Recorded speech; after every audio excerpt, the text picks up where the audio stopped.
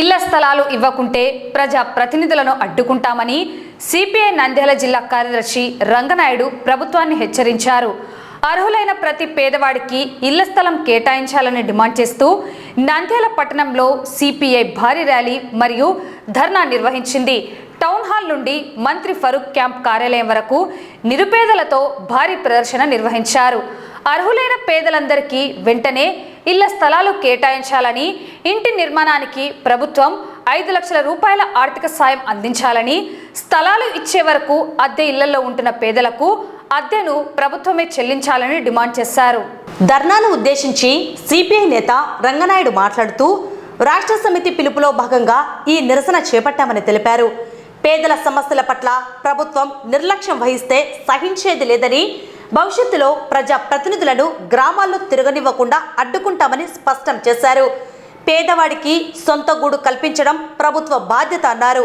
అది నెరవేర్చినప్పుడు గద్దెపై ఉండే హక్కు లేదని హెచ్చరించారు సిపిఐ జిల్లా కార్యదర్శి రంగనాయుడు.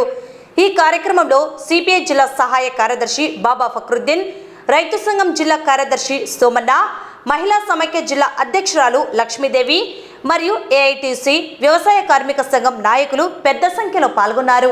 ఈరోజు భారత కమ్యూనిస్టు పార్టీ ఆధ్వర్యంలో రాష్ట్ర వ్యాప్తంగా ఇల్లు లేని నిరుపేదలకందరికీ ఇల్లు ఇవ్వాలనే డిమాండ్తో రాష్ట్ర ప్రభుత్వాన్ని భారత కమ్యూనిస్టు పార్టీ పరిశీలిస్తుంది.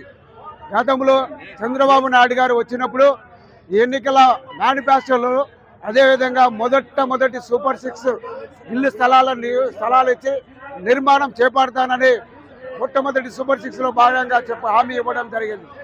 ఆయన ఇచ్చిన హామీని అక్షరాలను నిలబెట్టాలని 2 సంవత్సరాలైన సందర్భంగా మేము డిమాండ్ చేస్తున్నాం. ఏదైతే ఉగాది సందర్భంలో 30 లక్షల ఇల్లు మంజూరు చేస్తానని చంద్రబాబు నాయుడు గారు వాగ్దానం చేసి ఉన్నారు.